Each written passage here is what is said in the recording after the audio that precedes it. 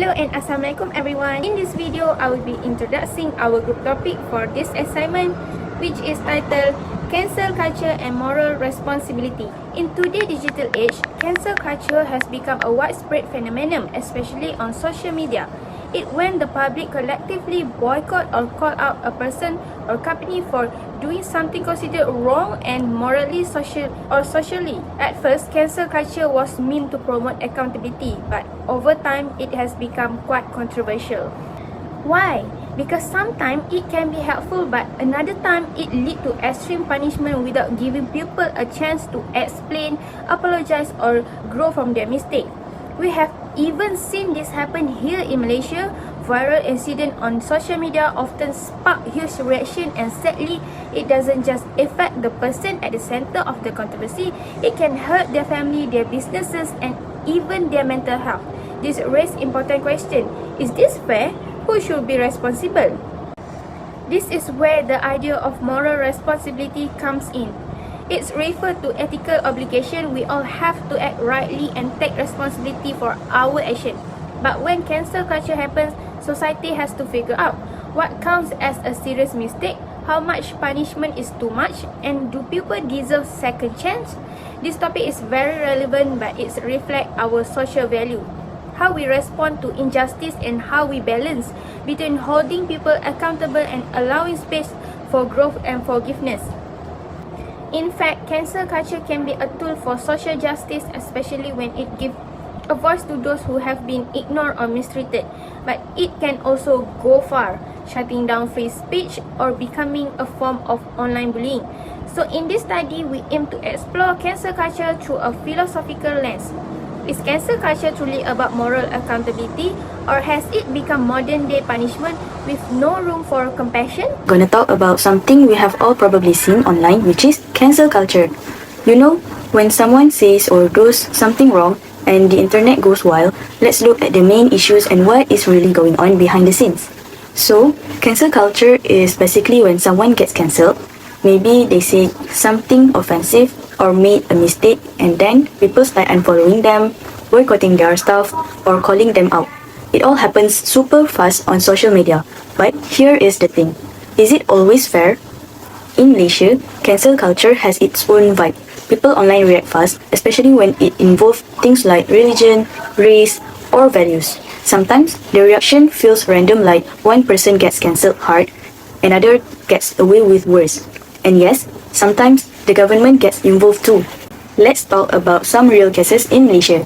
Firstly, Anwar Ibrahim made a comment that people thought was sexist. Second, Ken Lani, an openly lesbian singer, had her KL show cancelled. Third, Tasnim Shah got roasted for flying first class during the pandemic. And lastly, the Senawang Ratichon case was wild, where a boy caused an accident, but people ended up boycotting his family's food stall. It shows how cancel culture can go too far, even affecting people who were not directly involved. There is a big difference between cancelling someone and holding them accountable. Cancel culture is like, you mess up, you're done.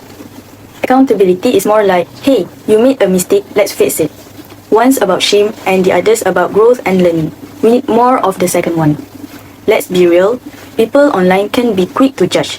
One tweet, one video, and boom, someone's trending for the wrong reasons. But not everything we see online has the full story. So, before we join the cancel train, maybe we should stop and think first. So yes, cancel culture is not all bad. Sometimes it brings awareness or real consequence. But if it goes too far, it can be unfair, even cruel. Let's aim for balance and speak up when needed, but also leave space for people to learn and grow. Okay, so let's talk about cancel culture. Some people say it is justice, and some people say it is just online bullying. But what if we look at it from the philosophical view?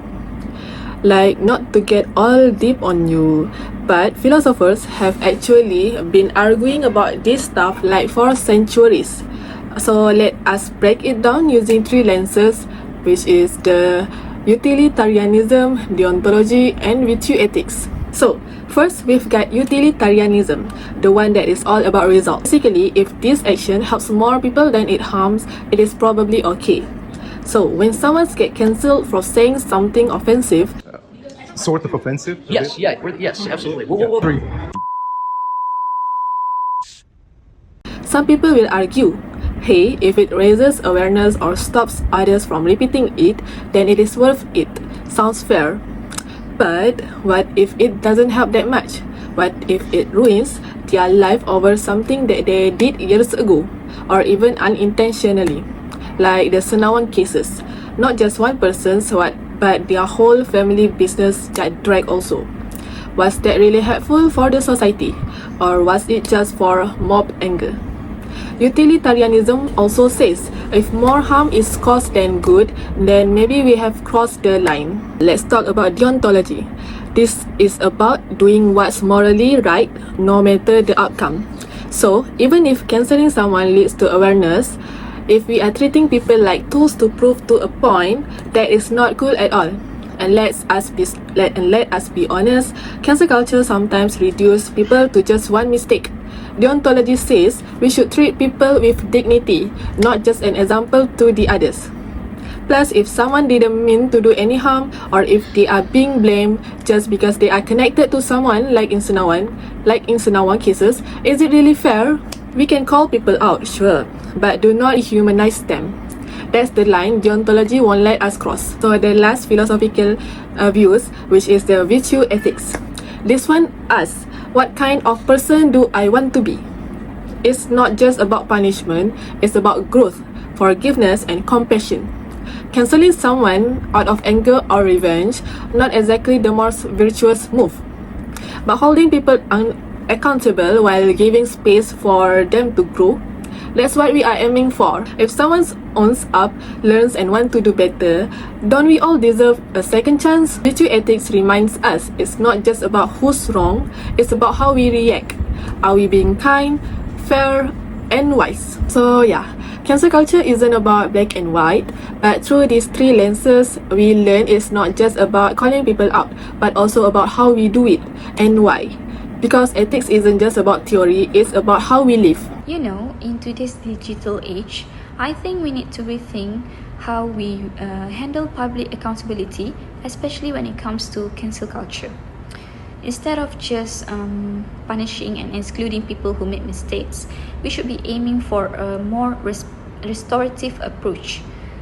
That means focusing on communication, education, and giving people a real chance to grow and learn from their actions.